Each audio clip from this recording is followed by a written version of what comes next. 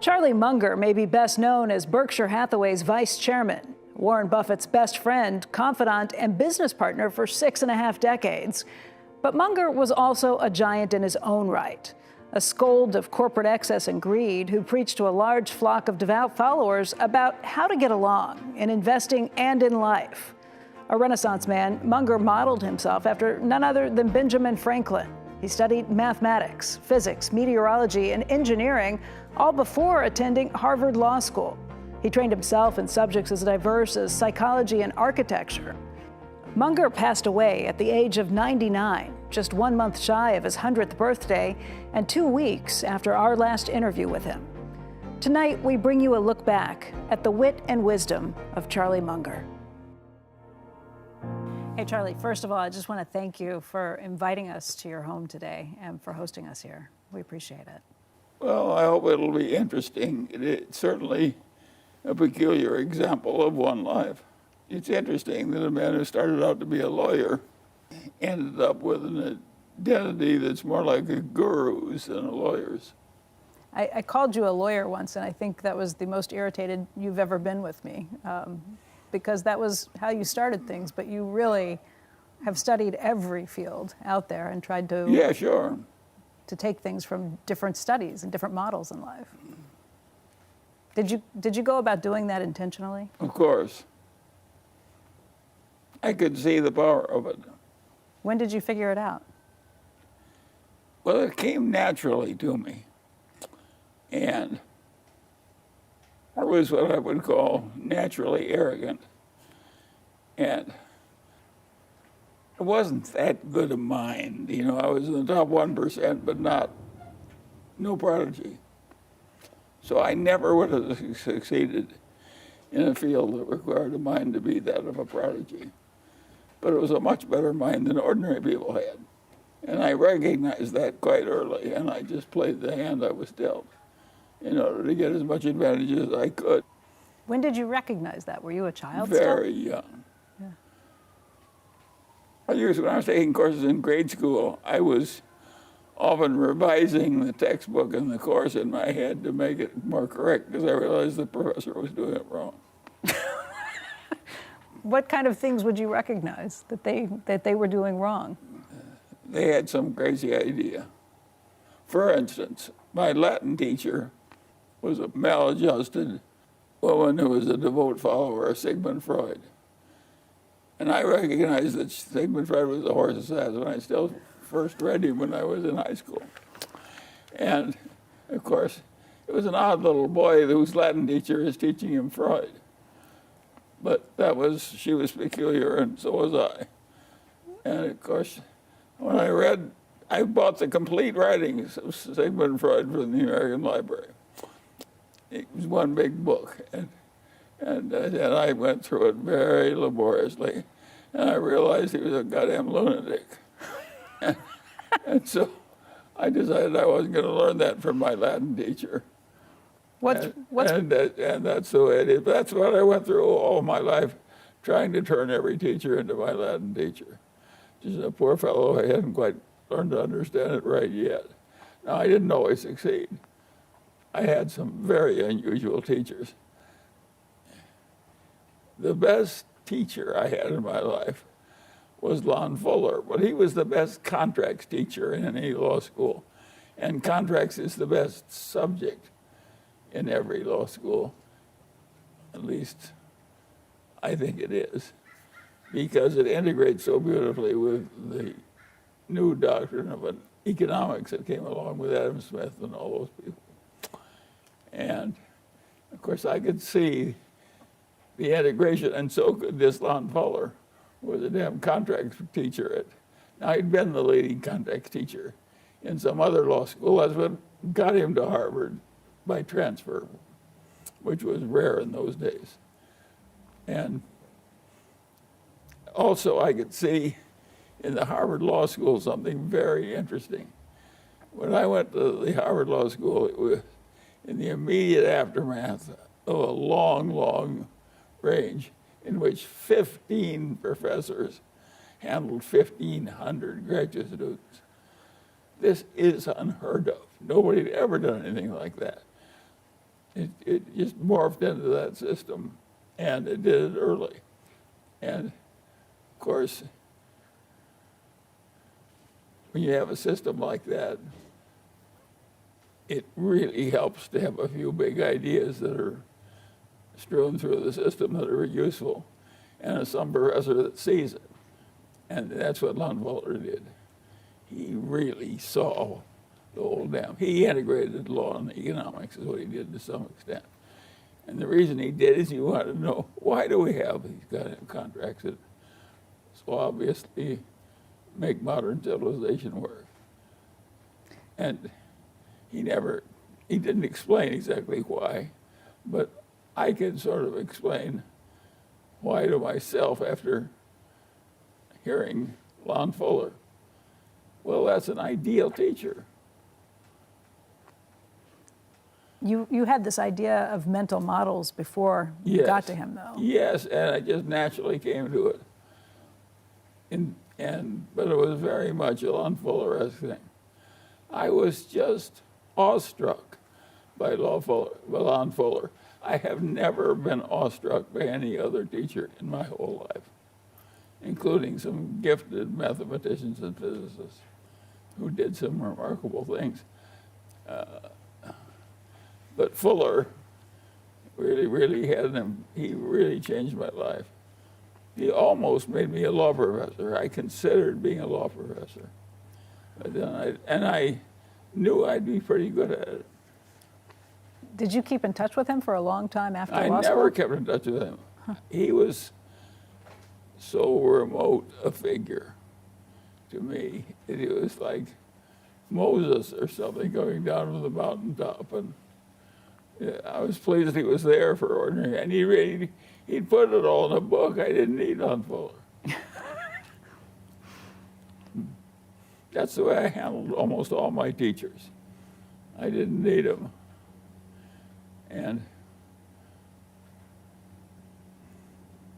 let's talk about Benjamin Franklin. Yeah.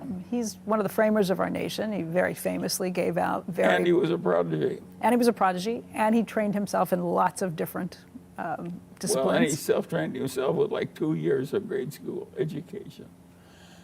This is a very remarkable thing. And when he found late in life that he needed something like algebra, he went back and pulled down the textbook and taught himself algebra. How old were you? He was very much a self-educated man. And that was a very much an interesting story for that reason. How could a man who taught himself everything, like Latin, and how could a man like that go into so many different fields and be the top guy in the whole country? And weren't we lucky to have him? Yes. Yeah, no. All those 5 or 6 people whom we now consider the founding fathers have worn pretty well. But you found Ben Franklin when? How young were you when you first came across what Ben Franklin had done? Well, I think high school, yeah. And that's when you started modeling yourself after some of the things? I don't know when I started modeling myself after Franklin, but I certainly tried to model myself a little. I like the mixture of financial life and regular life. Mm-hmm. But I couldn't copy. I didn't have any musical ability.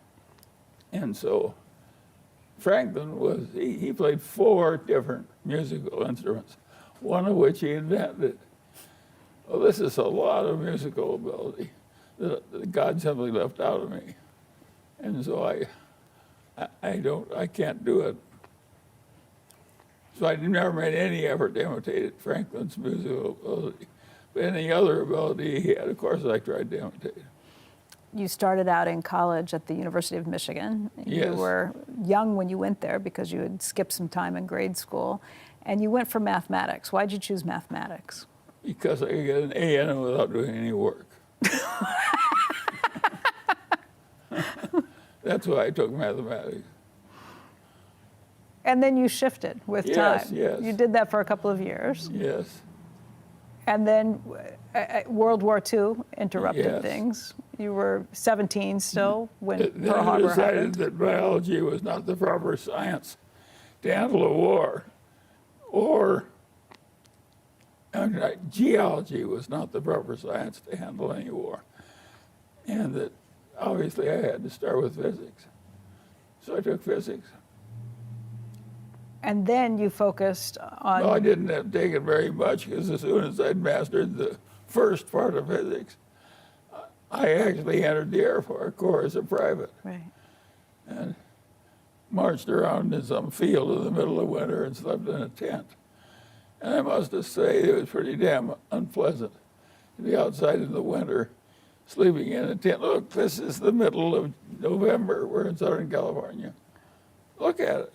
Yeah, this is pretty nice. Yes, and of course, I noticed that it was like that. And it wasn't like that in Omaha at the time I was at Caltech. And it was the middle of the winter, and it was like this. And so I naturally thought, this is better. Yes, I understand why you moved permanently. Yeah, well, you understand why the whole nation moved. Right. It moved south and west is what it moved. It continues to do so. Yes, yes. Yeah.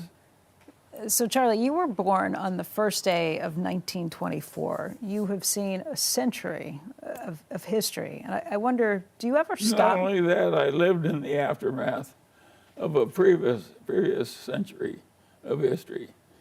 In fact, you could argue that about 90% of the progress of man has happened in civilization has occurred in the last 2 centuries. And that I lived in the immediate aftermath of one. And it was a very important cemetery, that cemetery that ended when I was born. Because in that century, we figured out so very, very much that was quite important as a start. If you stop to think about the technical revolution, it happened in that century. That's when they opened all these coal mines and created all these steam engines and so on. And so it was just, and of course that's what brought the economic system up. So man had enough leisure, had enough time to think when he wasn't just getting enough food to eat. And so it was an amazing time to be born, and to be born in the place in that century where all the growth was going to occur. The United States. The heyday of the British Empire, which was probably the most important empire that ever existed on Earth, ended about the time I was born. The heyday. You look, you're a stamp collector. Pretty much the whole Earth was colored red or pink for the British Empire. And it was a little stinky island in the North Sea, and that's what they created the most important civilization ever created. Now they borrowed heavily from the Greeks and the Romans and so forth to do it, but they did it nonetheless, and it was a very interesting thing. The idea that a system where 300 families owned half the land in England, and when the summer came in England, they went to London and ran the country as a matter of noblesse oblige. That enabled them to take the best of that 300 families and make them important parliamentarians. And that was their civilization. That was the way in which they took civilization, and their part of civilization, into total leadership of the technical revolution. And then you come along, and 1924. I'm in the immediate after that. My father grew up in a world where if you wanted to go around Lincoln, Nebraska, he had to use a horse and buggy. There was no car. There was no broadcasting. It was a very different world. The railroads were primitive. And that's what he grew up in.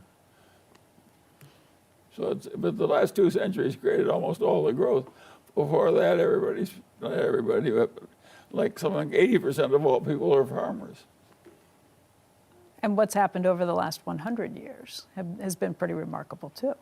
Yes, then the 100 years I've lived has been even more remarkable. That's pretty much all of modern biology, modern medicine, and modern industrial civilization, modern chemistry. Just imagine what the world would be like. You know, we had photographs for 100 years before we had modern chemistry. But no, it was done by a guy who was a natural, very good chemist. But nonetheless, and he created a mighty company, a great growth stock, and so forth. And it finally wiped out the shareholders in bankruptcy. Eastman Kodak. Yes, Eastman Kodak. Yeah. Which is an amazing story that could happen. And of course, it helped me because if somebody as brilliant as old Eastman and somebody who hired as many brilliant people as old Eastman did could take the company into bankruptcy, I figured that lesser people could easily take big companies into bankruptcy eventually, in spite of their best efforts. It wasn't like Kodak didn't try. They hired the most brilliant graduate students. They gave them all kinds of time to think. They learned everything any important man on earth learned as quickly as they could, and so on and so on. And even so, they wiped out the common shareholders. And that taught you what, as an investor, as a Sure, businessman? and I was going to be a common shareholder someday in some company, and it would help me to know that it was very easy to wipe out the common shareholders, even a great company run by a genius. I mean, that's an argument for being diversified, but yes, it is an argument for being diversified. But that's not really what the and lesson there's you took some away. argument for being diversified, but there's also some argument for being non-diversified, and the argument for being non-diversified is better for a few people than the argument for being diversified. So the lesson I would take out of that is to be diversified. That's not the lesson you took out. What's the lesson you took out? Well, it was going to be very difficult to be excellent enough at anything to make any money. That's the lesson I took out of it. And I could look around me.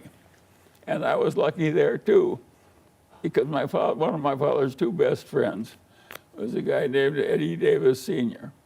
And Eddie Davis Sr. was the leading urologist, probably in the United States at the time. And just working as a private physician who taught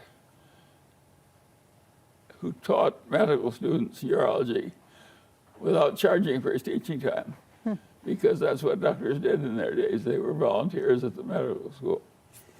And they also furnished free medicine to their colleagues whom they knew. So it was like a cartel against the rest of us. And courtesy to the noble profession. And if you read the Hippocratic Oath carefully, which I'm the kind of a fellow who did, it doesn't sound like nobility. What he was telling the doctors to do was to keep their secrets away from the people who might compete with them practicing medicine. Do not reveal the secrets of our craft to outsiders. That's the great rule of Hippocrates. Not do no harm? Well, he gets credit for that one. Yeah. But what he really emphasized was, don't tell anybody else how to do this. The people who have the modern system of this are the magicians.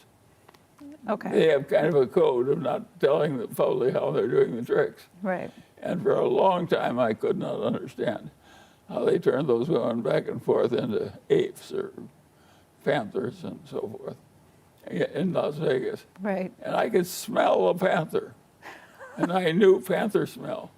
And I thought, that is a hell of a magic trick that they're fooling my sense of smell. And I couldn't figure out how the hell they were doing it. I could figure out how they were my sense of smell. They were bringing in panther smell, but they weren't. But they also brought in, they turned the women into panthers and back into women. Yeah.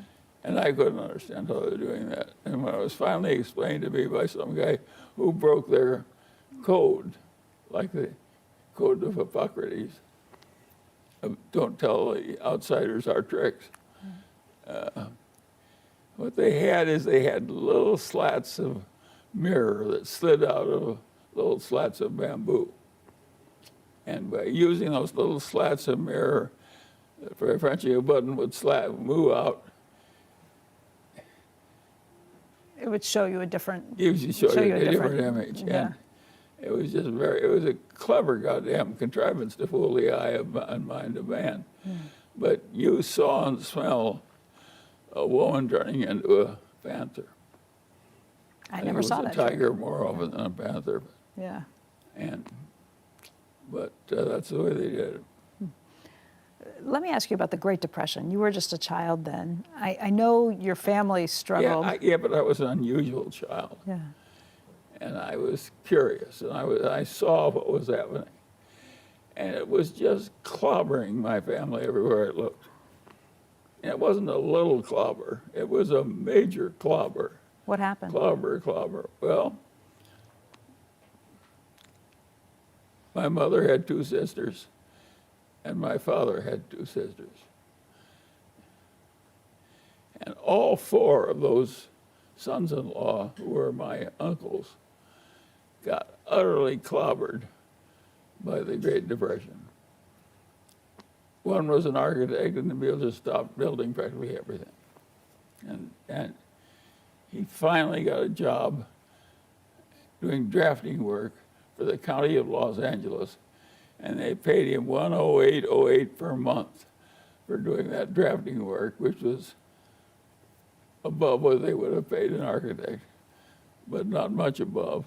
And that's what he was earning. And then they passed the FHA rules, and that was competitive civil service examination. And he was a brilliant man, and so he took the examination and came in first. And they made him chief architect for the FHA in Los Angeles, which is a huge program during the 30s to revive at least some building. And he set the standards for that. He wouldn't let the subdivider get by with much. You know, there was a rule of how many electrical outlets there had to be in every bedroom. And he'd make them put in the right number instead of the lesser number. And that was an important job. Builders under depression incentives being what they would naturally be, and a good architect being what he would naturally be. Right. And so the FHA, which was then fostering a great percentage of the total building that was going on in terms of houses, just said, if you're going to build a house, you got to have so many electrical outlets per bedroom. Well, it was useful work my uncle was doing. Yeah. And he was enough of an architect that he could force in a little bit of grace too, as well as the right number of electrical outlets. But and one of the things he was very interested in was the plaster screed. And most people don't even know what the plaster screed is, even when they live in a building. But if you got plaster that goes down into the ground, you get capillary attraction that sucks a lot of water up into the plaster. It's not desirable. It doesn't always do that, but it sometimes does it. But it's a tiny little incremental cost to stick a little thing on the bottom of the plaster as it comes to the end near the ground. If you put in that plaster screen, it can't suck that water out of the ground into your plaster. And my uncle made everybody put in a plaster screen. And saved all these houses as a result. Yes. And of course, it was a good example for somebody like me to watch that being done. To put in the hard work early on and the extra step. The extra thing that could be added at tiny incremental cost and would last for 100 years. Wow. You saw your family getting clobbered on all sides on the Depression. Yes, how did that? That was one was an architect. But how did that? One was a builder who was broke. He had loans he wasn't even paying off from the 20s. Boom. bubble when he was a builder. And he made himself an appraiser. And finally, he was Omaha's best appraiser. And he made a good living too. But he had terrible years in the early 30s. And he had a terrible medical problem as one of his children died very slowly of meningitis. And it cost a lot of money. He just couldn't pay it. He had not paid off that fully until the war came. So what He did finally that? paid it off and got quite prosperous in the post-war boom. But he had a long period of just being utterly without money. And all of these So what he impressions did, on he you. moved into an extra house that my grandfather Russell owned, and that at least didn't have to pay rent. What did all these impressions mean for you? I mean, these are formative years for you Well, as this you're is watching quite this. serious. It's a little boy of his cousin, who's of the same age, is dying next door, and it takes forever and costs a fortune, and there's no money to pay the doctors, the hospitals, anything. That's a serious growing up experience. And I turned to the other side of me, lived Madeline Duffy, my great female playmate. And Madeline and I were just inseparable, living side by side. And Madeline Duffy and I were playing with this little dog that was a stranger to us when we were very young. But I can remember her and the dog, so we must have been nearly 4 years old. Or 4 years old, more or less. And that dog was inches away from my cheek, but it bit her cheek instead of mine. Oh, gosh. And they didn't quite get the fast tourist treatment in time. They got to it, but it was too late, and she died after terrible trauma. So, and she was a very outstanding little girl who might have grown up to be a Becky Quick if the world had been different. But she never grew up. So I'm sitting there doing two dead children. People don't realize how high the death rate was among children until about the middle of the century that preceded the one in which I was born. And if you wanted to know, in those days, if you wanted 3 children, you had 6. And you shoveled 3 out of the graveyard before they even grew up. That was the system. That was mankind's system. That's an awful system. It was an awful system. The agony of doing that was just, you see the agony with somebody like Lincoln who loved his children so much and did not have a really functioning wife. And for a man who has no functioning wife to have his children die one by one, so he lost 3 out of his 4 sons. They never grew up. And the one who grew up never had any children. As a little boy, I carried more money than all the other little boys. When I used to shoot agates in the schoolyard to make money playing competitive agates, Marbles? I made sure, marbles, but agates were the most valuable marble. And I never wanted to lose my good, valuable collection. Some guy was more coordinated than I was at shooting marbles. So I would never play for stakes unless I could play better than the other boy. That's kind of been a habit you've made throughout life. You don't play Yes, poker with someone you're going to lose with. Exactly. Right. I didn't always arrange the circumstances. I just fell into them very frequently. But I got to play with competitors who were dumbcoffs. People who weren't assessing the odds quite the same way? No. Weren't assessing it. They weren't assessing the odds the way it was easy to assess the odds. If you learned it, you paid attention when the teacher was teaching you permutations and combinations your second year in high school. The minute they taught me those things, I looked at them. And the math teacher who was teaching me was a dumbcoff. And of course, he didn't have any idea how they were important and why. He just taught them as one more thing he had to teach to get through the textbook. And I immediately realized that these things were terribly important. It would do wonders for me if I mastered them. But my math teacher didn't know that. I mean, that's where you get to what I think what you call... Lon Fuller. Yes. He knew that if you really knew economics, you'd be a better decision maker. And that gets you... Quite a bit. Yeah. Yeah, that opens the big gate to a lot of interesting territory. The trouble with that territory is hard. Most of the leading economists are very talented people. It's hard to just get coherent on the subject, much less persuasive.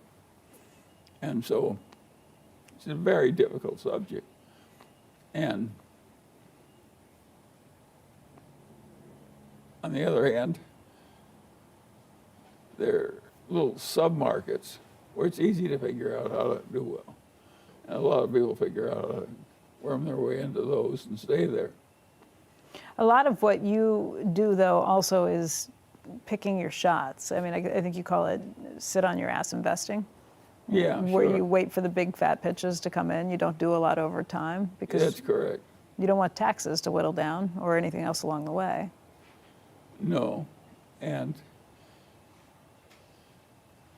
it's very obvious that every intelligent person ought to do that. And a lot of the intelligent people have figured it out.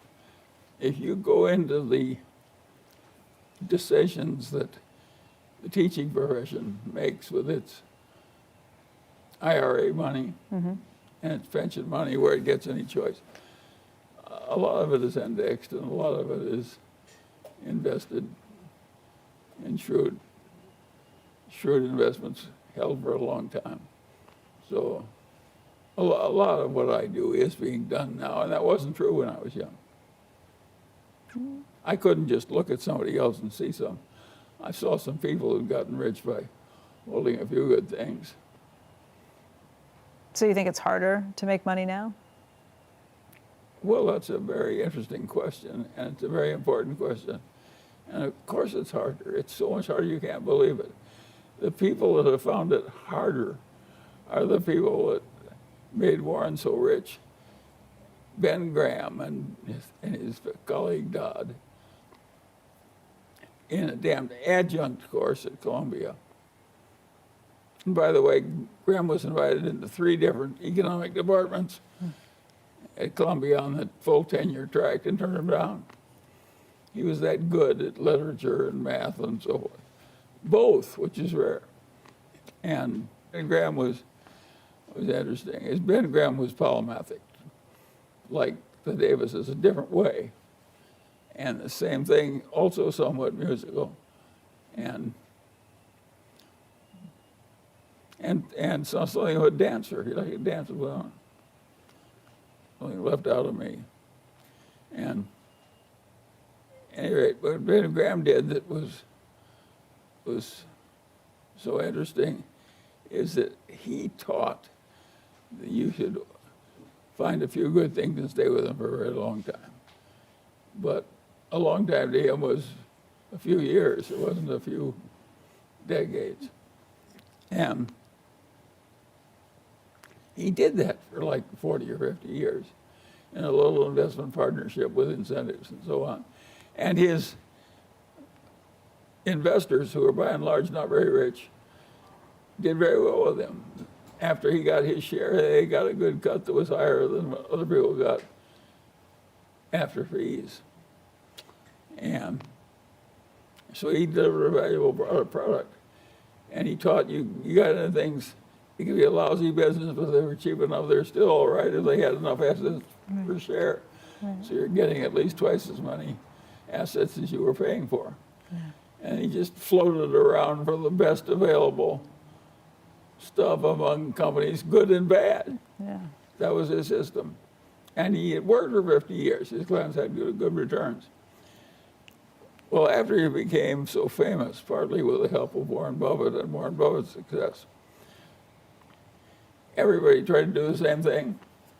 And of course, as everybody crowded in, trying to be a little Ben Graham, it got more and more competitive. And that's what's happened now.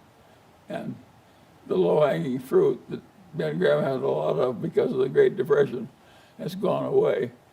And if you just try and float from one undervalued bad business into another and pay all the costs and so forth, it just doesn't work well enough for the people that actually put up the money to be worth bothering with. That's the way it works now. But at Graham's time, it was the best way there was. Well, your upgrade on that was to just look for good businesses. I saw immediately that Graham was wrong. Right, and you look for... And you had, the real money was in the really great companies, Right. which carried you up and up and up and up and up. Is it... And whoever, but I did not really think that we'd ever have one that would,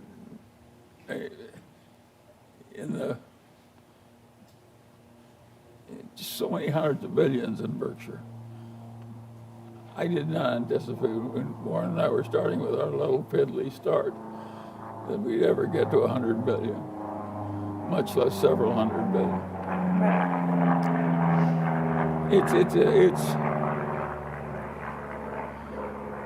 It was an amazing occurrence. What happened that you didn't anticipate? What led to that success? Well, we got a little less crazy than most people, and a little less stupid than most people, and that really helped us. Then in addition, we were given as much longer time to run than most people because something kept us alive into our 90s. And that gave us a long track from our little fiddling start all the way to the 90s. Those are the two things that really happened.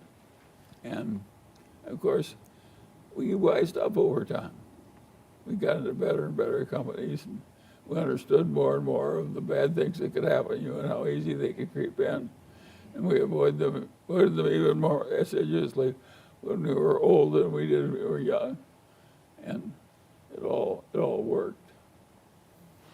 I think back in 2015, for the 50th anniversary of Berkshire, you wrote in the shareholders letter that, among many other things, you had a $60 billion pile of cash at that point. You thought that that pile of cash would decline over time because you'd be able to buy more and more things.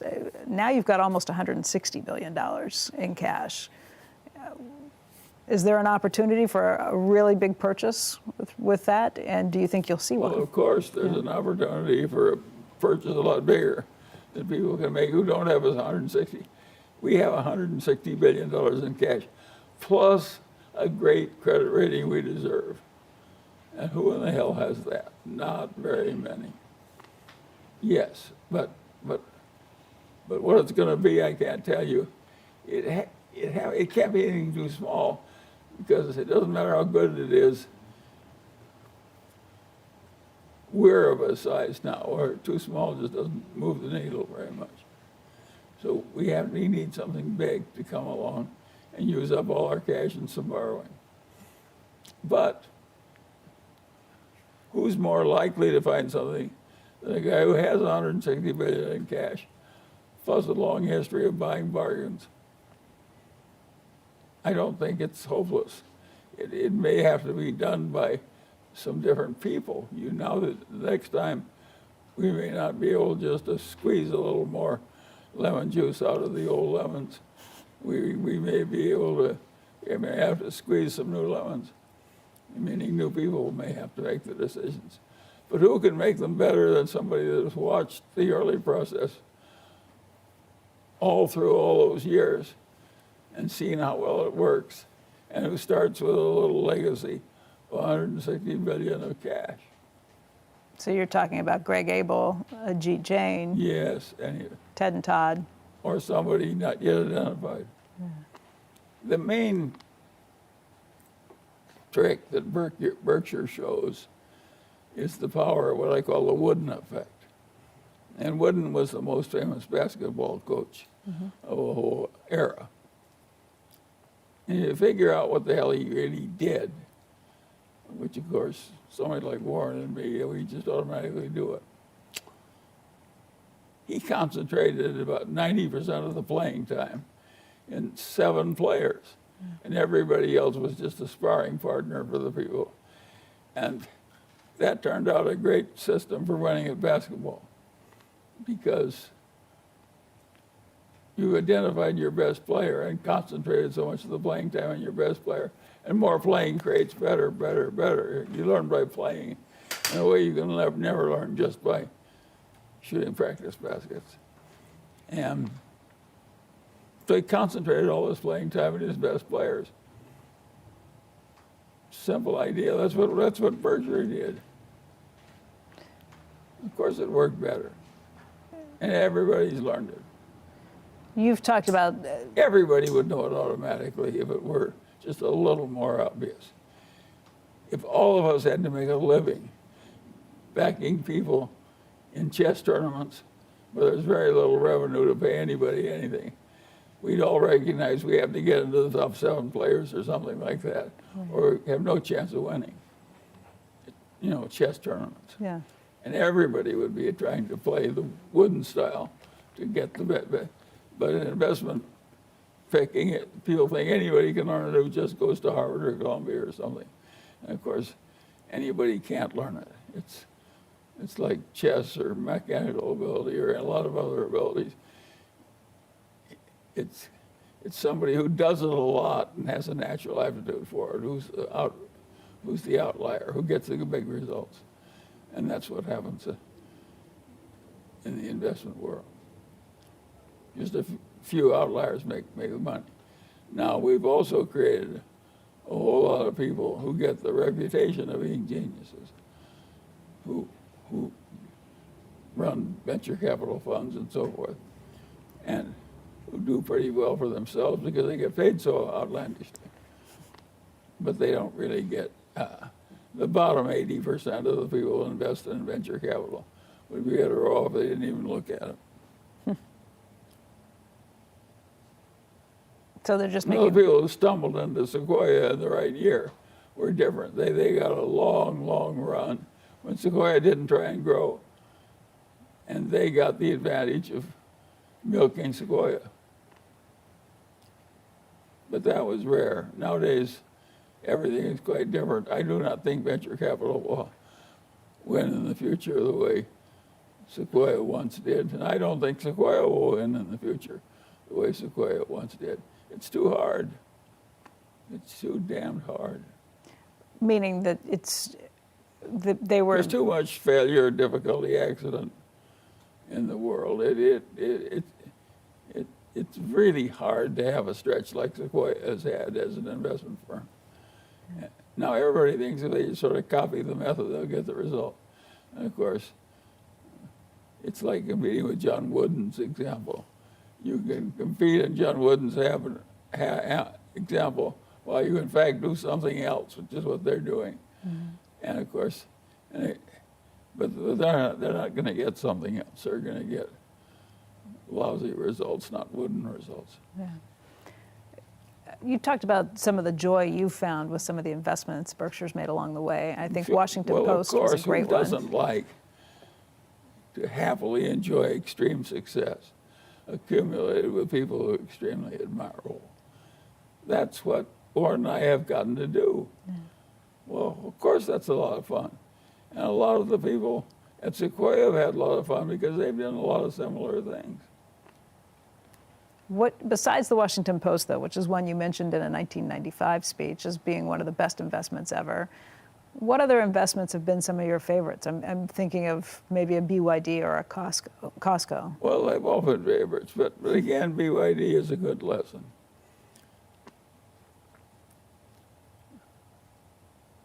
I didn't find BYD. Lilu found BYD. And he encouraged me. I encouraged him to create this partnership. And he found, he occasionally would do a BYD, a venture capital investment in his early life, something I would never do, or seldom do anyway. And so he did one or two similar transactions that were a lot like Sequoia. He went into BYD and it was so small that it would have been appropriate in an early stage Sequoia investment. And it was a public company, but it was just so small, it was barely a public company. And he went into it. And this little nothing company, headed by this, we could see that two things about Wan Chuan-Fu. One, he worked 70 hours a week, and the other was he was a genius. And of course, the idea of having somebody who was a genius and had all this mechanical aptitude that Warren and I lacked was interesting, at least to me. And so I was willing to take what was fiddling money by Munger standards and have some of it invested by Li Lu and Liu. But then he came to me and said, Wan Chuan-Fu wants to buy a bankrupt auto plant in China and starting there, go into the auto business. And I said, let us mind. God, this is horrible news. I said, it's a really dumb idea. Who in the hell's ever succeeded in creating a new auto company? And competition with older companies that are as admirable as Toyota and so forth, and Mercedes. And people really know a lot about autos and have a big lead. And I said, let's talk him out of it. So we tried to talk Wan Chuan-Fu out of going into it. He paid no attention to us. He charged into it. Well, this year he'll probably sell 2 billion automobiles at huge profits for automobile. Just mouth-watering, delicious profits for auto. It's a huge stunt. And we, Warren and I share the, not Warren and I, but Li Lu and I share the distinction of urging him not to do it. Thank God he didn't take you up on it. Well, he did. That's what geniuses do. They don't listen.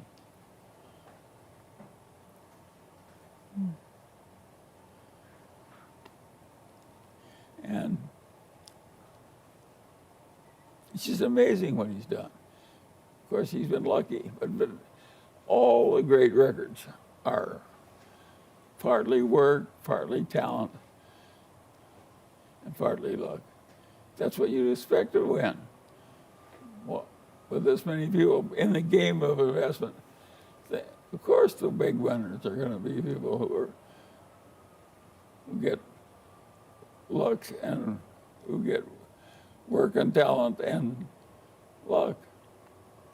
That's what we've had. What was interesting about Berkshire's history is what turned the first $300 million of Berkshire net worth into the first $3 billion of Berkshire net worth. Now, some people have now gone back and checked all that figures, but some people figured it out. But the way the results we got in turning 300 million into 3 billion really quickly helped us a lot. What was it? Well, it was blue chip, stamps, and See's Candy, and the Buffalo News newspaper, and the early insurance operations under Ajit Jain when he came to us. And so it just, everything worked at once. And we made these unholy profits out of these fiddling businesses that weren't that good. And it was a very remarkable thing. And there was some luck involved. Warren has said that his worst trade ever was buying Berkshire Hathaway itself, the mills. Yeah, sure. What was your worst trade? Well, I think my worst trade was buying a block for the Munger family in Alibaba, which is a pretty good company, but I think it got overhyped. And Jack Ma made mistakes in dealing with the Chinese government.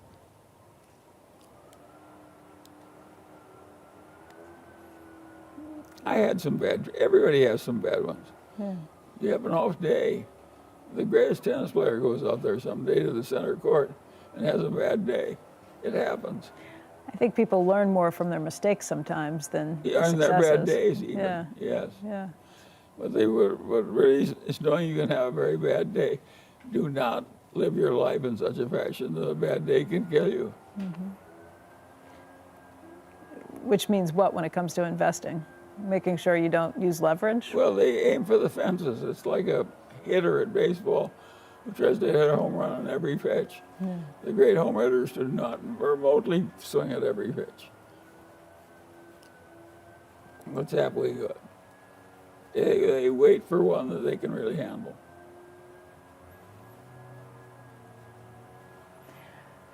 And that's what great stock pickers do too.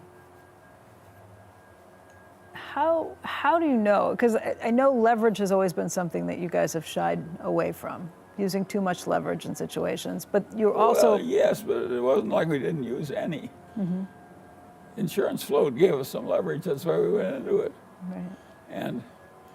And averaged out over our lifetimes, we've benefited from insurance float. But I guess the difference between not wanting to over leverage in a situation, but also knowing that if you think something's a real deal, to really load up on it, because you're only going to have so many great pitches, perfect pitches. Yeah, we're not holding our cash for the boom that's going to come in 1999. Yeah. We may end up that way, but it may have a different protagonist, but that may happen, which is fine. Mm-hmm. I think some of the lessons in life that you give people, though, I guess if it's so much harder to do things now, and you've talked about this, how for this generation it's going to be harder to do things like buy a house, make the same sort of money, be able to get ahead in such ways. Of course. It's going to be harder to earn the same kind of percentage returns after taxes and inflation as this last generation of endowment managers earned. They've trained all these universities to expect a 6% yield return because that's what they want in order to do what to spend as they want. But it is not given in the stars that a 6% annual return will surely be wonderful for the good investors of an era. I mean more broadly. The great bulk of the investor may earn a lot less than 6% instead of a lot more. I just mean for, the average person who's looking at this thinking it's going to be harder to buy a house. Is the American dream further out of reach for young people today?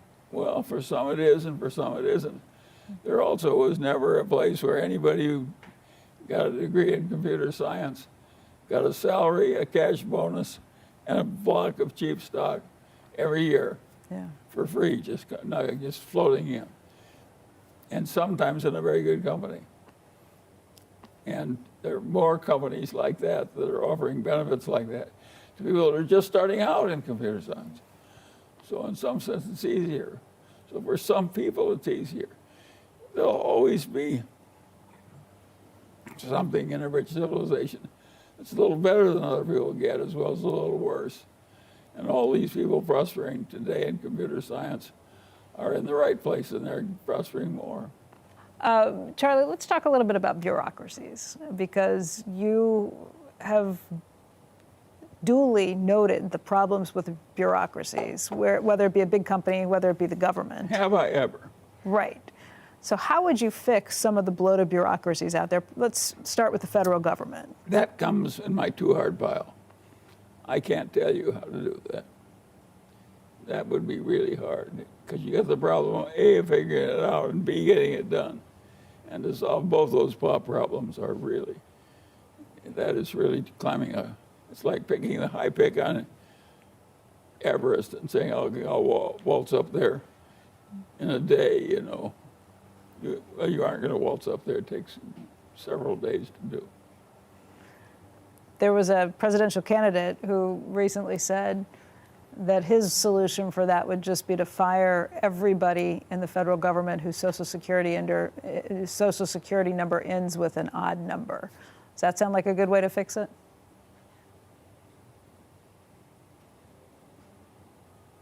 No. It does not. It's too arbitrary. And it may be that you need some bigger fix than that.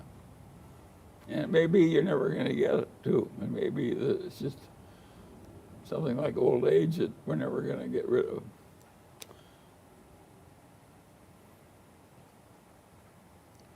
But you are still a believer in the need for a government. Of course. If you get right down to it,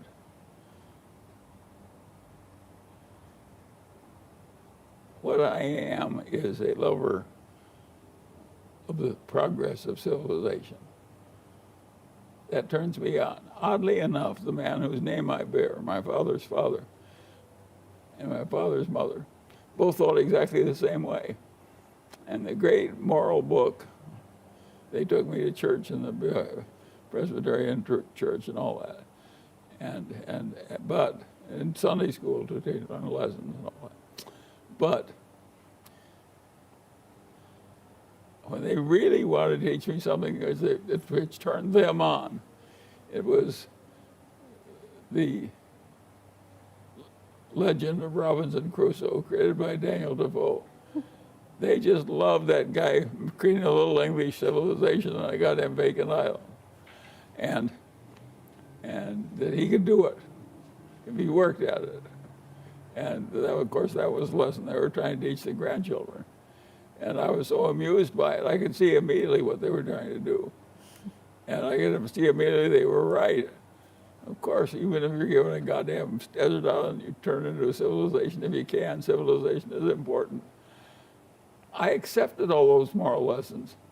Now, they never said this is what we're trying to teach you, A, B, C.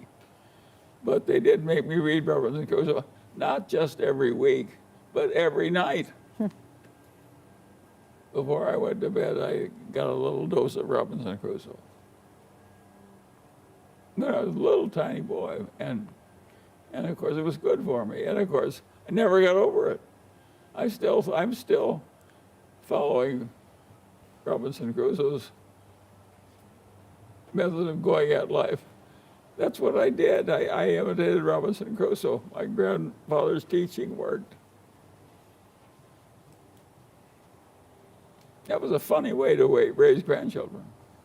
And I was the first grandchild on that side, and so I went down and lived there for weeks on end sometimes. And so I got doses of all these lessons from Sunday school and also from Robinson Crusoe. And of course, I really absorbed the Daniel Crusoe lesson. Then I was lucky with my ancestors on the other side of the family. I am very good at learning things from dead people. That's what everybody should learn. And so I had one grandfather on the other side whose life never overlapped mine. He was dead before I was born. But he was the richest man in his town, had an immense old house. And he invited all the grandchildren to come in and stay every summer, as many of us wanted. And of course, it's fun to go stay with a rich old grandfather. You know, who kind of owns the town.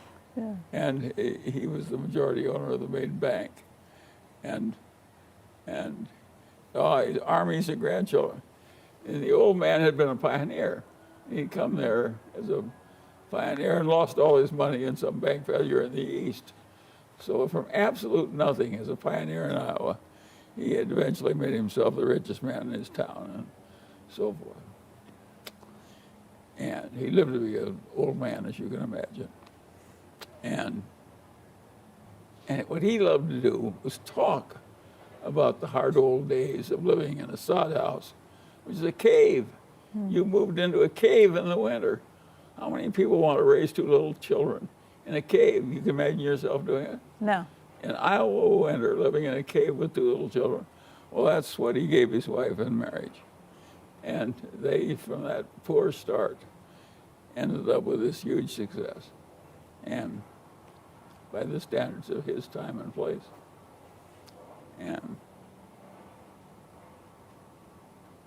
And he did that. He said he loved to talk about the early days because he was so proud of having survived them, the Indian Wars and everything. And so he was pleased to talk about reminded him of all he'd surmounted. My grandmother Ingham wouldn't talk with the grandchildren about the early days. They tried to talk about them. They said they were mean, hard days. I don't like to remember them. Get them out of them. Don't talk about it in front of me. And that was her rubbish. So she wouldn't allow people to talk about the early days. But Grandfather Ingham just talked endlessly about the end of days, and how he'd surmounted all these hardships. And when he taught the grandchildren of a fiscal nature, he says, he says, people think Iowa's the best farmland in the world, and I own a lot of it. And it's a good place to have a bank, and I own the main bank. And he says, it looks pretty easy looking back in retrospect, but it was damn hard, I want you to know. And he said, in reviewing my life, what you grandchildren have to realize, it was his version of Robinson Crusoe. He taught every grandchild, is when they give you a real opportunity, the world's not going to do it very often. And you're only going to get 3 or 4 of these invitations to the pie counter. Mm-hmm. And when you get your invitation, for God's sakes, don't take a small helping. he basically said, lever up when you're sure you're right. And of course, that's good advice. But be sure you're right is what makes it hard. How can you be sure you're right? Yeah. Well, but you can't, that's the point. You can't do it very often. Just a few times in a lifetime. Even if you're a Grandpa Ingham or a Warren Buffett, you only get a few trips to the pie counter. If you take out of Warren Buffett's life the 10 most important trips to the pie counter, the whole record would look like dung. It would be just worthless. And we knew enough to take a good helping when we were over the trip to the pie counter. Now, we did take way smaller a helping than we could have easily handled.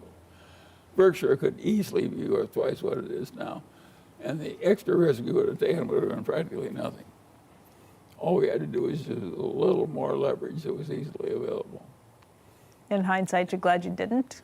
Just from the potential risk? It's an interesting example. The reason we didn't is the idea of disappointing a lot of people who had trusted us when we were young under a thing that left us, if we lost 3/4 of our money, we were still very rich. Right. That wasn't true of every shareholder. Losing 3/4 of the money would have been a big letdown. So we were very cautious in dealing with our shareholders' money. If Warren and I had owned Berkshire without any shareholders that we knew, we would have made more. We would use more leverage. I've had people say recently that because of the multiple wars that are going on around the globe right now, if you look at Israel, if you look at Ukraine, what's happening with Russia, people say that we are potentially in the worst of times. If you look at China, for the potential to take over Taiwan. It could end up blowing up human civilization, which I love so much. And naturally, I hate getting anywhere near. Imagine coming at life with the basic attitude of Grandfather Munger and Grandfather Ingham. How little I want to see human civilization blown up when it's been so hard to get it where it is from where it was. Of course, I don't want it blown up. You worry about that right now? Yes, of course I worry about it. Your mind. I don't spend too much time worrying about it because if it's something I can't fix myself, I frequently put it on something I call my too hard file. And then I just don't think about it. So I would say atomic war is in my too hard file. I think we're near. I know we're nearer of it than I like being right now. Charlie, Warren Buffett has said that he could fix the budget deficit problem in Washington by simply saying that any member of Congress couldn't be eligible for re-election if the national deficit was more than 3% of the GDP. Yes, that kind of thing has been done in some places that have gotten enough trouble. And it has worked. It isn't that it can't physically be done. He's certainly right about that. It can be done. Whether it will be done, neither Warren Buffett or I can tell you. But is that the proper situation? It's just setting up the right incentives? Well, we may come to a place where we simply have to, where we mismanage to the place where it's obviously we have to go back to something that's more like that's more like Adam Smith. And just take the inequality instead of the poverty. I like inequality a lot better than I like poverty. I mean, is this modern monetary theory that's gotten out of control at this point, do you worry? Of course, modern monetary theory was a level of indebtedness, which in the past would have happened only during a war, can now be routinely created to avoid any kind of unpleasantness from some families getting squeezed by hardship at the very bottom of the economic order. I'm not sure the whole damn system works when some families aren't being squeezed at the bottom of the economic order. That may be our path to civilization, and maybe the only one we've got.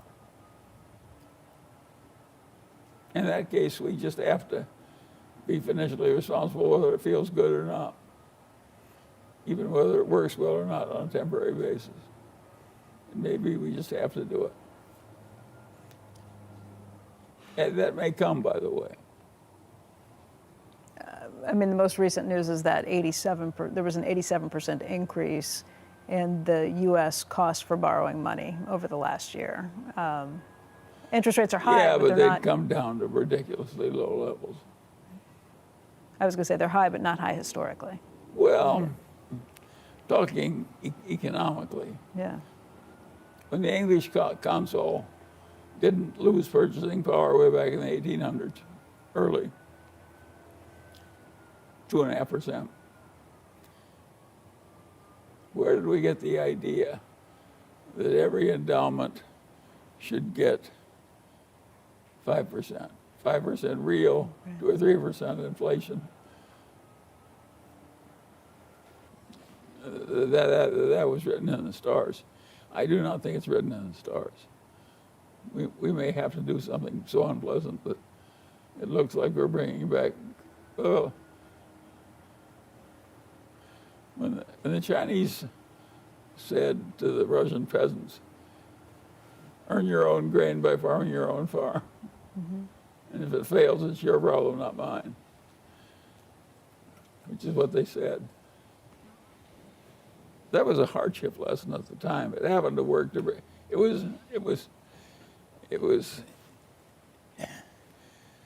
looked like a hardship lesson, but it really was an invitation to plenty. It was say, eat this spinach and it'll really be good for you.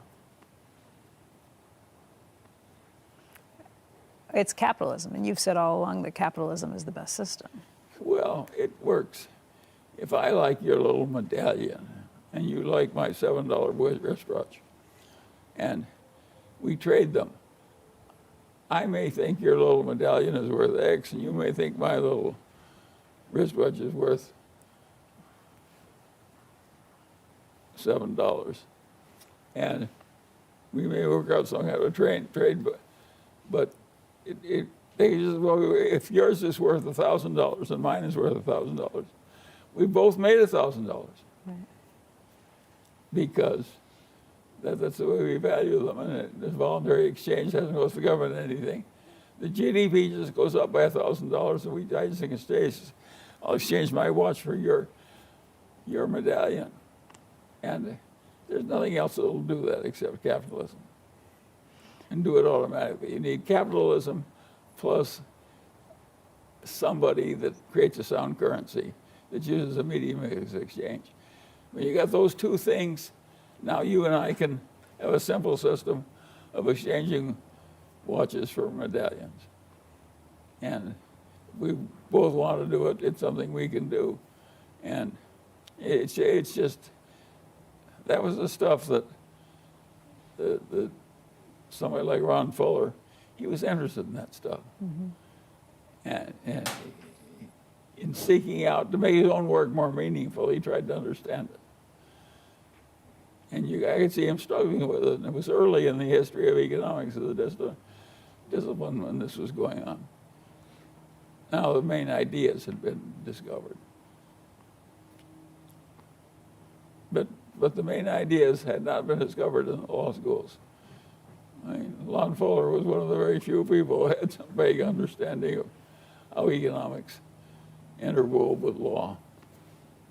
And of course, it's the combination that helped me do as well as I did in life.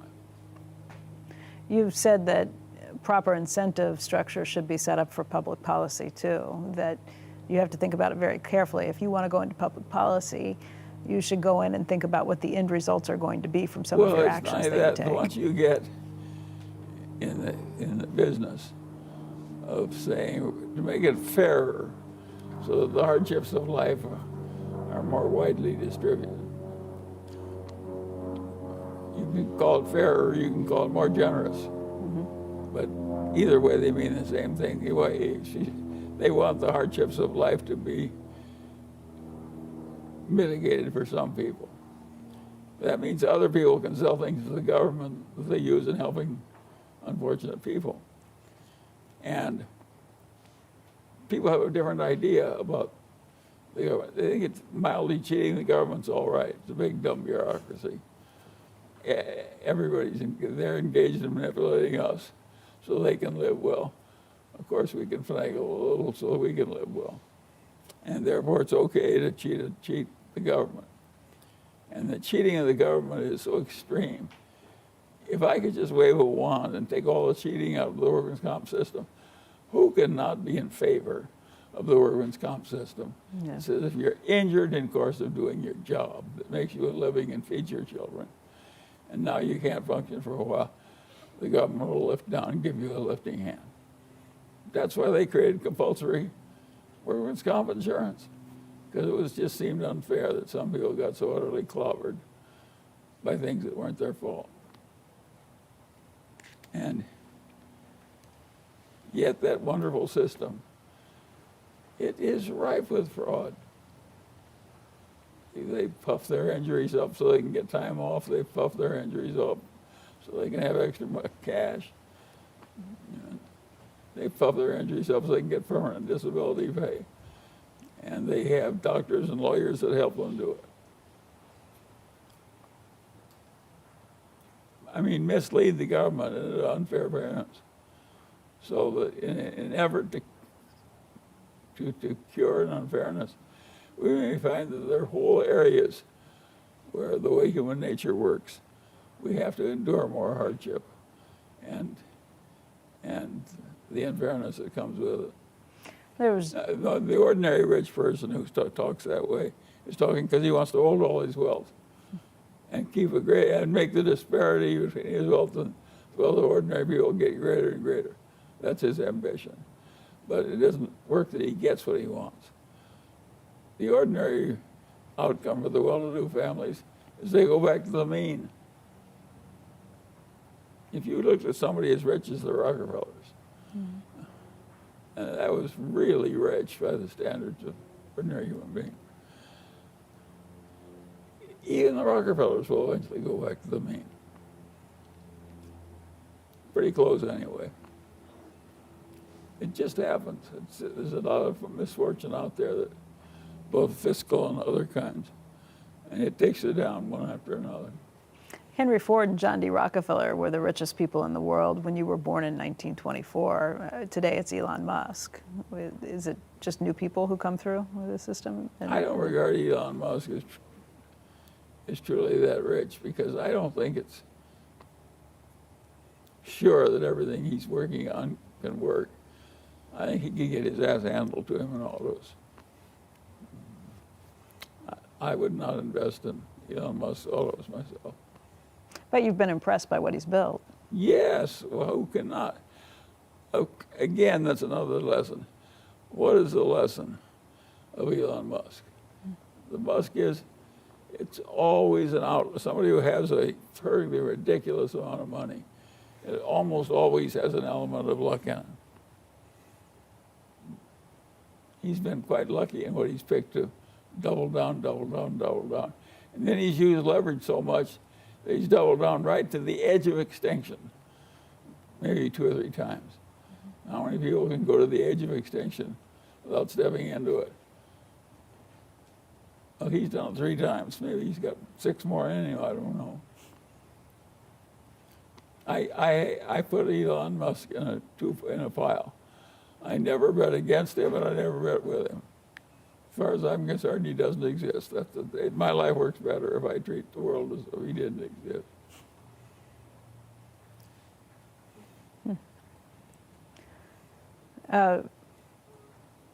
Let's talk just about a few cultural things. I know reading is the one way that you say, the only way people can really get smart. You don't know anyone who's gotten smarter who doesn't read a lot.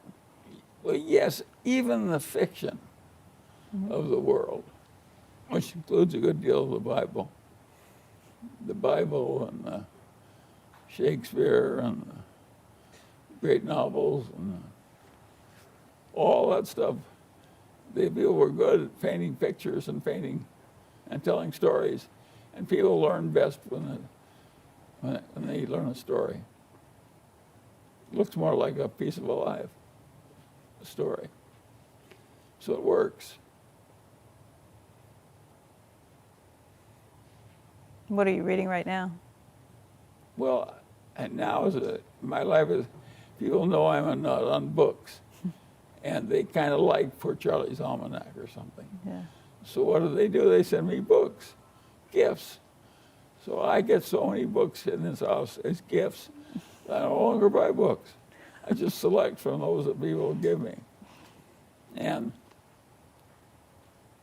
I kind of like doing it. I think they kind of like doing it. It's very peculiar. I think I heard that you've been binge watching Seinfeld. Is that right? Well, I've finally gotten so I've seen so many of the reruns twice that I don't want to see them a third time. But I do like a bunch of self-centered people making the wrong decisions. It appeals to it is ridiculous. It's utterly ridiculous. These people go out of their way to get into insane worries and so on. And they solve some of their problems with humor. Yeah. It's a show about nothing, though. Yes, but it's not really about nothing.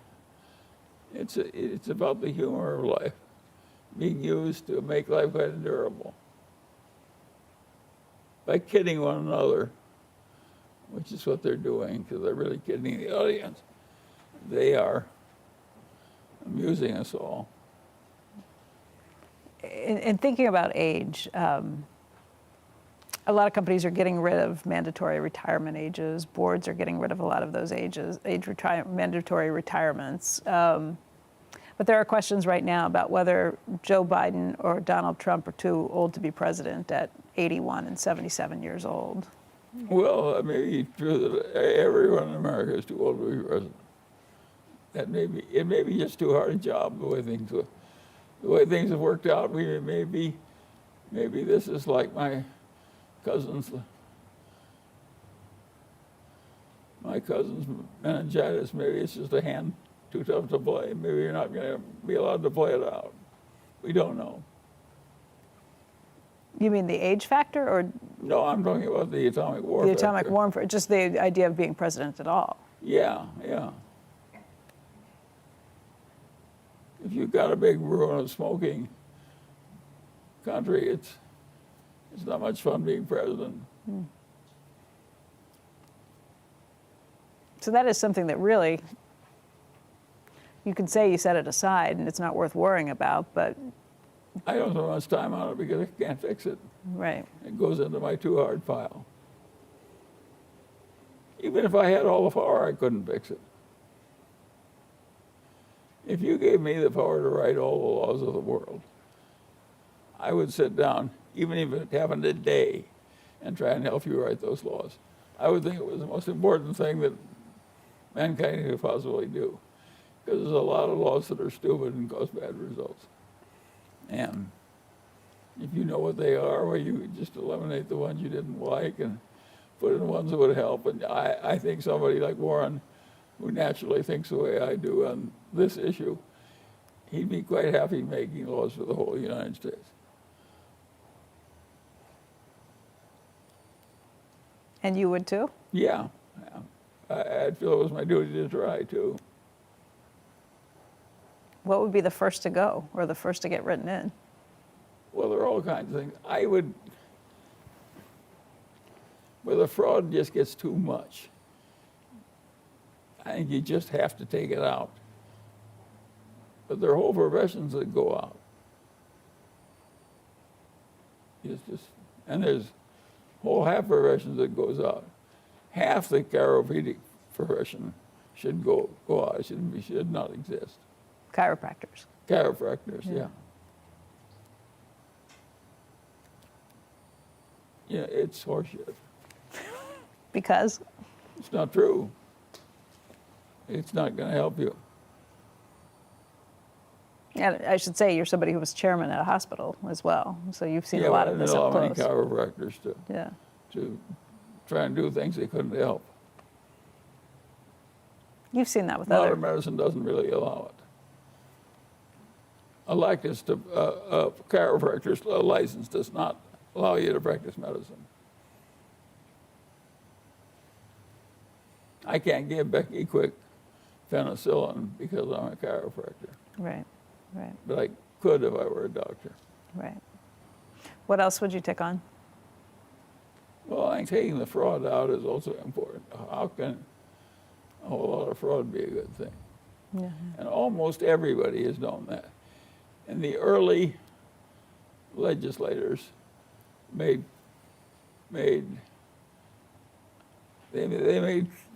creating artificial currency. You tried to pass it off as real. They made that as a very serious crime. And of course, they killed you for it. And that was probably a good rule of that step in mankind's civilization, was to kill the counterfeiters. One thing I'll guarantee you is a counterfeiter who's dead is not going to counterfeit any more currency. They can't do it after they're dead. No. Well, there are actually people in our liberal arts universities who think that it's cruel to kill people because they can't do any more mischief after they're dead. But I consider some people so damn mischievous that it's a very good place to have them, is dead as soon as possible. So you bring back more capital punishment? Yes.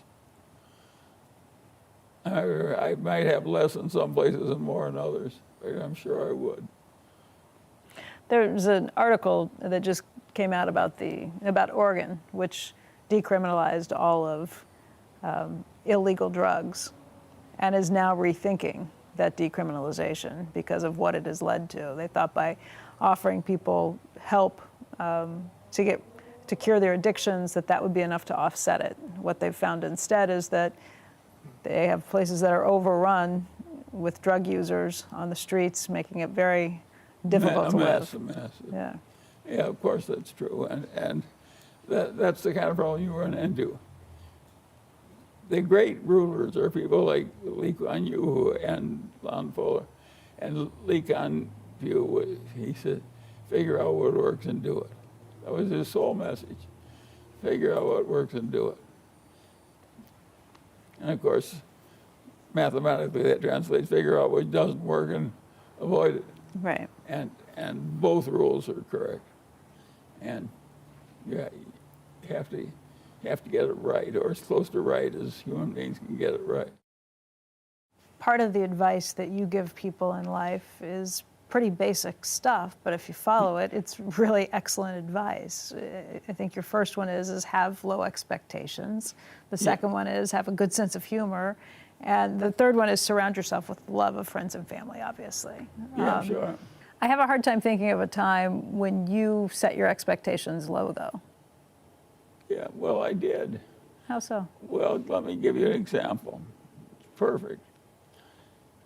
Here I am, little boy growing up in Omaha, and my father, one of my father's best friends, is living 2 blocks away, and he has 2 sons, and I'm right in the middle of the age of his 2 sons. And I'm a little older than one, a little younger than the other. And Eddie Jervis Jr. is sort of a mechanical genius. Mm-hmm. He can take anything apart quickly and put it right together and perfectly. And he also reads books all the time, and that's probably all he ever does is sit around reading books. He's a very bookish little genius with vast mechanical ability. And Eddie Davis Sr., his father, was the son of the leading mathematics professor at the University of Nebraska. Right. And He didn't have any money. In those days, he had a huge family, and they didn't die, and he couldn't, it was very difficult supporting them on a professor's income. And he went to all kinds of stratagems. He'd make his own raincoat out of a piece of oilcloth to save the money of buying a raincoat and so on. And nobody else did that, even by the standards of the 30s. But that's the way he did it. But he was a very talented man who wrote math textbooks and so on. And Dr. Davis had enormous mechanical ability, as well as enormous mental ability, and being physically dexterous. He could do anything. He saw things in 3 dimensions, and and it was quite obvious that anything that required mechanical ability, I would not be as good as the 2 Davises. You know, I just, no amount of effort or work was ever going to do it, make me into a fly caster like Dr. Davis was or anything else. I just didn't have that kind of ability.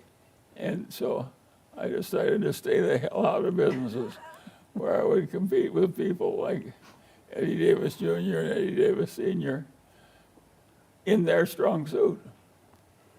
Knowing your competencies. Knowing your circle of competency, right? Yeah. And that kept me away from those businesses, totally.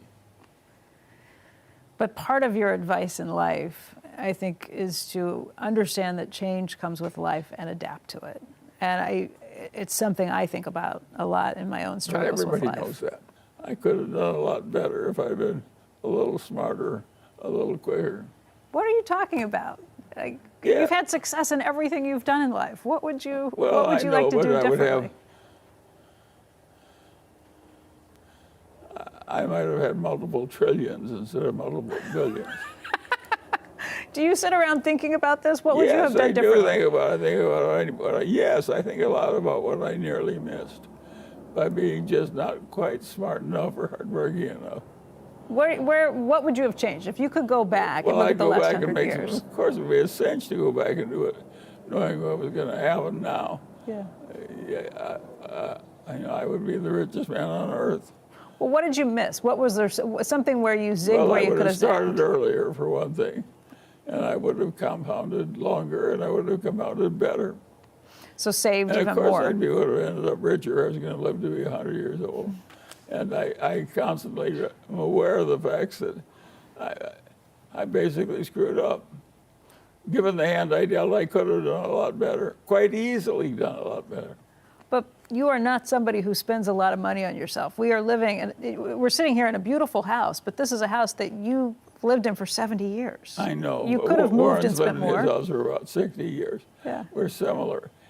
But you see, we're both smart enough to have watched our friends who got rich build these really fancy houses. And I would say in practically every case, they make the person less happy, not happier.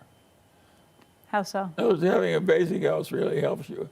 Having a really fancy house that's good for entertaining 100 people at once is a very expensive thing to do. And it doesn't do you that much good. I think one of the things you've said along the years, at least this is what I've been told, is that it's not staying rich that's difficult, it's staying sane. Yeah, of course. What happens? Well, most people go a little crazy in some way or another. I mean, that's a lot of your life. A lot of your life and advice is avoiding traps. Invert, and try and figure out where you don't want to be. Yes, and then avoid it. Yes, of course. That's what everybody's life is with any sense. All the people I know, and my intimate friends now,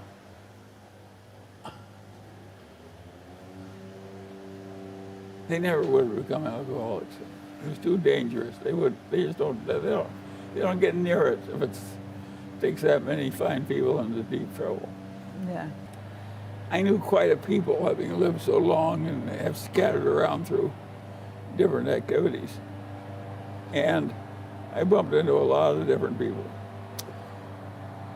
And I noticed as I got older and older that all the people that had very early heart trouble, the males that had very early heart trouble, had one thing in common. Right. They all smoked a lot of cigarettes. Oh. So I could see that coming fairly early. And it's rather interesting. I tried to learn to smoke so I could be a cool kid like the other kids in high school.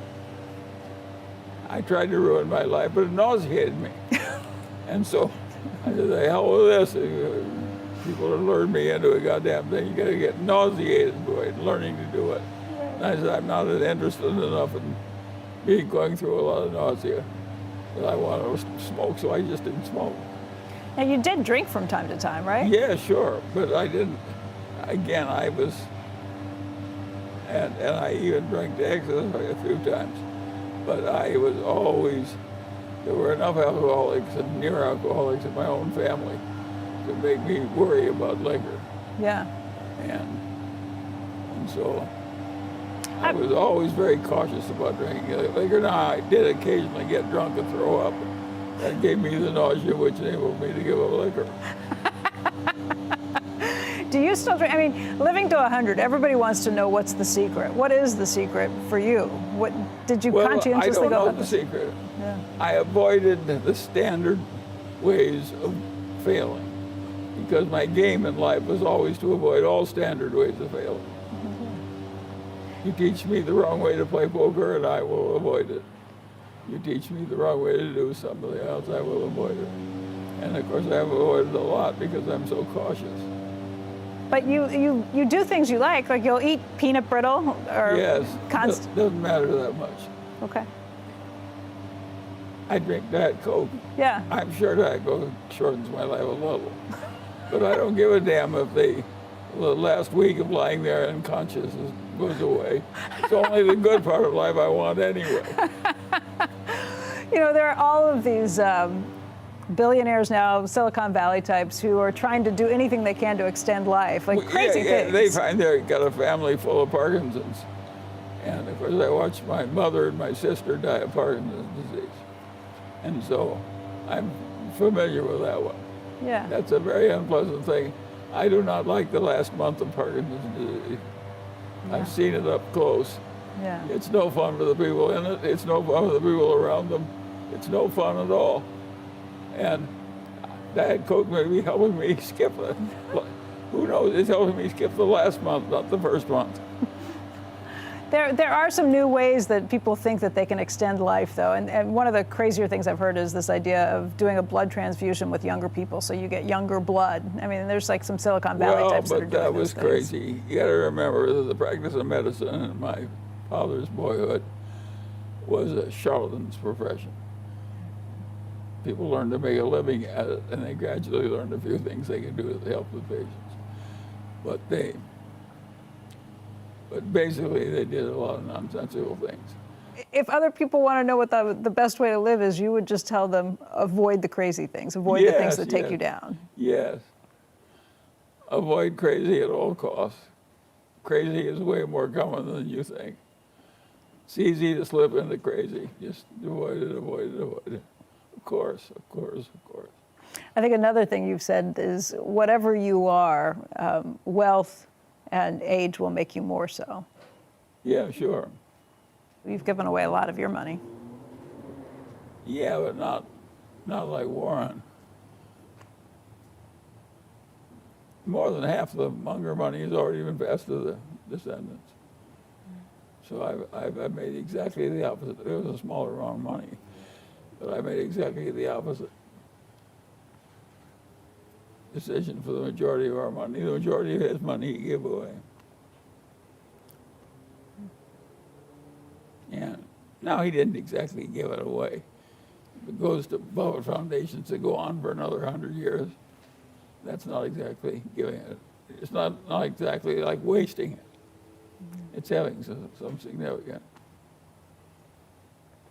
Is there anything left on your bucket list, anything you'd like to do?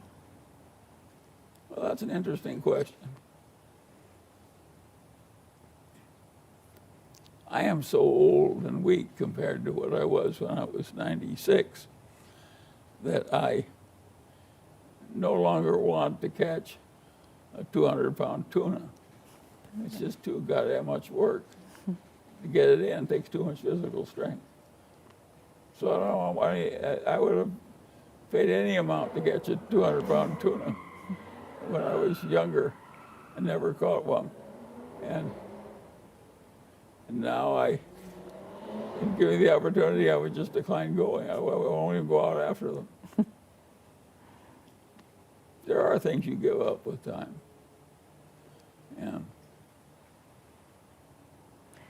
you're pretty active. You've got a busy social schedule. You're on Zoom. You have breakfasts and lunches. I like it that way. Yeah. That's my idea of a proper old age for me. And I didn't plan it. It just happened. And when it happened, I welcomed it. I am very good at recognizing unfair advantages. And I got unfair advantages in old age the way I got unfair advantages in non-old age. And when they came, I just grabbed them. Boom, boom, boom. The one grab I never made was for a third wife. Too late. Why? It's a little too late. There are people for whom it's a necessity. They're so much more comfortable in marriage than they are outside it, that they really need it to be human. It's just the way they're put together. And for such people, I recommend the 100-year-old dating app. But you'll find that if you put it in there, that not many 100-year-olds want it. They're just lying there.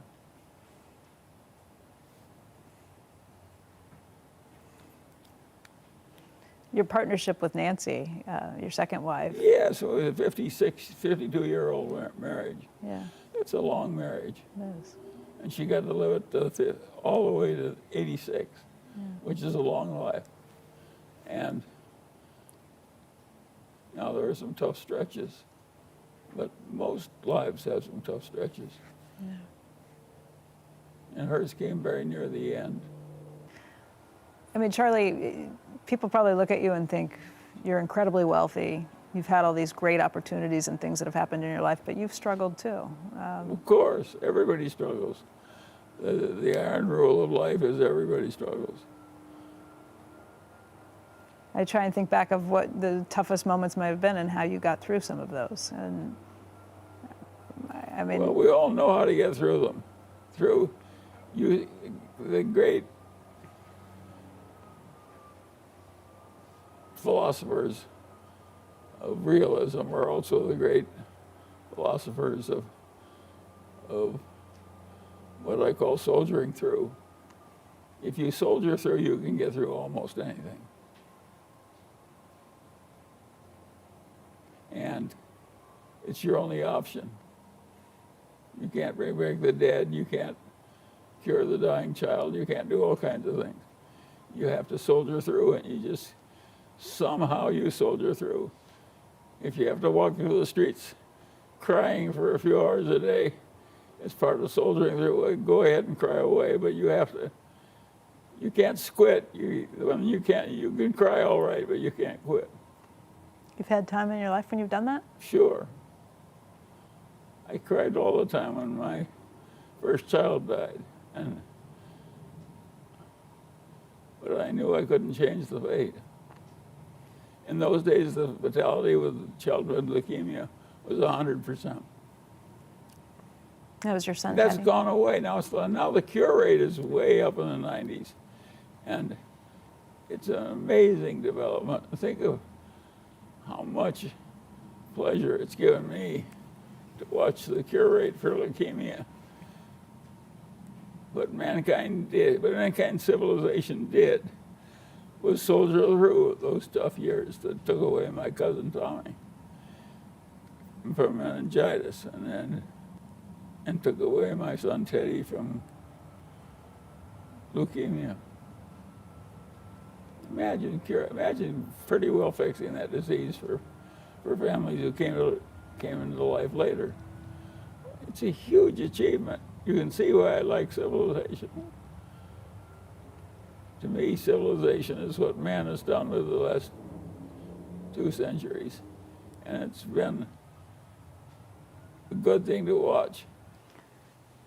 Charlie, Warren Buffett told me that a long, long time ago. You told him he should live his life. He should write his obituary the way he wants it written and then live his life accordingly. Yeah, sure. I assume you've done the same thing for yourself. Well, no, I've written my obituary the way I've lived my life, and if people want to pay attention to it, it's all right with me. And if they want to ignore it, that's okay with me too. I'll be dead, but what difference will it make? And so, but I think it's not a bad idea. Listen, Warren and I both live in the same house for decade after decade after decade. All our friends get rich and build better, bigger and better houses. And naturally, we both considered bigger and better houses. And I had a huge number of children, so it was justifiable even. And I still decided not to live a life where I look like the Duke of Westchester or something. And I was going to avoid it. I did it on purpose. Why? I didn't think it would be good for the children. That it would spoil them? Yeah, it's. If you're in a rich family, you think your duty is to use the wealth to live grandly. That's what everybody's doing with the money. You will learn from the people that are doing it. Is the plan for your life, the obituary you would write in your 30s, the same you would write today? Sure. I basically believe in the soldier on system. Mm-hmm. Lots of hardship will come, and you gotta handle it well by soldiering through. And a few rare opportunities will come. You gotta learn how to recognize them when they come, and not make too minor a trip to the pie counter when the opportunity is available. And those are simple lessons.